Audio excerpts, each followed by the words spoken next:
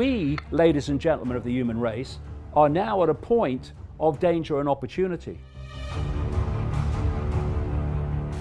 If people go on sitting on their arse and acquiescing, woof woof, yes sir. If people think it's bad now, whoa, what? They've not even started yet. And I've been saying in the last 30 years to people who've laughed in my face, you go and look at your children and your grandchildren in the eye, and you justify to them you doing nothing.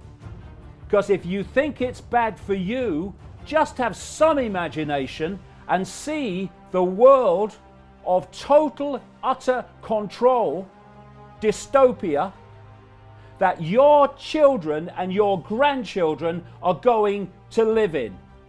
And you come and tell me then that you're not prepared to get off your arse, to stop thinking about consequences. I'll give you bloody consequences in where we're going if we do not put aside, yeah, but what are the consequences for me? What are the consequences of you not doing it?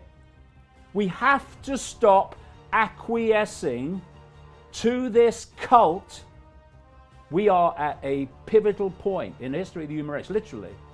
Because there will be no human race as we know it if we don't get our arses in gear now, worldwide. We got into this frickin' mess through acquiescence to power. Most of that power, all of that power, is simply our perception that it has power.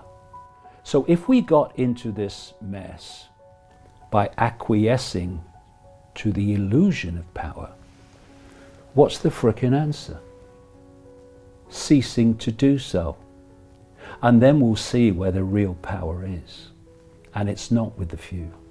There are a lot of people whose perceptions of the world will have changed in the last 3 weeks.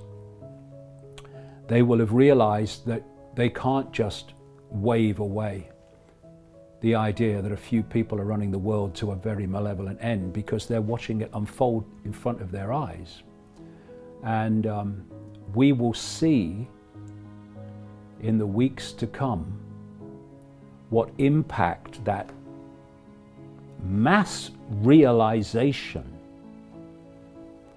of what we're dealing with and what this world is will have in its impact upon what people do and how people cease to acquiesce to power, or the perception of power, because that's all it is. We are in a position here where this could be the turning point, when humanity got off its frickin' knees. They seem to be dealing with an all-powerful force.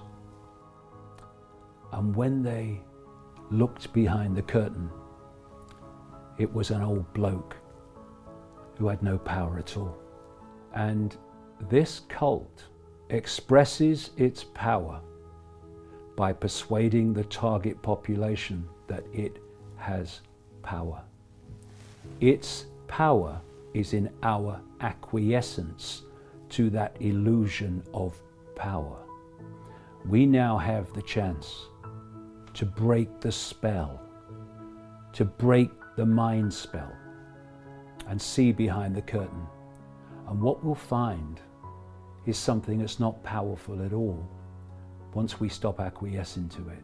It's where I want things to go, but it's also where I know things can go. The only way they can control humanity is to put humanity in a smaller box than they're in. That's how they've done it. And when humanity steps out of the box and realizes its true identity, which is a state of infinite awareness, which these pillocks aren't, then they're in a box. We are expanded consciousness well beyond the box. And they become powerless to that. They have to put us in a smaller box than they're in. That's what they've done. And they could not do it without it. Once we open our eyes, we open our minds, we open our hearts, the walls of the prison, the walls of the bubble, the walls of the box, whatever you want to talk about, just fade away. And we become the true power that we really are, all of us. And the way they have controlled us is by blocking out that expansion of true self and locked us away in a bubble. We self-identify with labels, we self-identify with our life stories and our race and our sexuality and all that stuff. They're just experiences. And they keep us in the bubble when we think that's the I. And that's, so we're in the bubble, they're in a slightly bigger bubble, and so they control. When we realize the true nature of what we are, which is consciousness, eternal, exploring forever consciousness, having a brief experience called human, and we tap into that infinite creativity, power, and open our hearts. And when you open your heart, it's not just to love, not I love you darling, saw you down the disco love. I mean real love in its infinite, unconditional sense. What you're doing is you're tapping in to a level of consciousness that does not have something which is the very foundation of human control. It does not have fear. So I am a unique expression of all that is, has been, and ever can be. I will go on exploring forever, forever. This is just a brief experience. What is there to fear? Nothing. And when you lose fear, you do what you know to be right without asking the question, which is fear asking the question. This is what I know I need to do, but what are the consequences for me? It's asking about the consequences, which is fear asking the question, that leads to people not doing what they know to be right. Once you open that and you go beyond fear, then you don't ask about consequences. You just do what you know to be right. And you know something? This cult is terrified of that.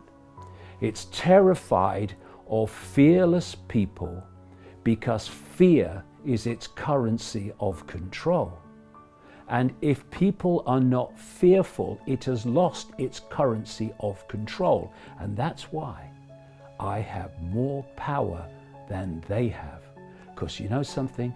They are consumed by fear. And their biggest fear, because it's over then, is humanity awakening to what the frickin' hell is really going on and who is really in control. They can only control by their target population being in ignorance of that. Once we realize their game is over, put aside fear, stop asking about consequences, and you will see where the real power is. Do what you feel to be right. Do what you know to be right. And you will make a unique contribution, because that's what you are, unique contribution to getting out of this.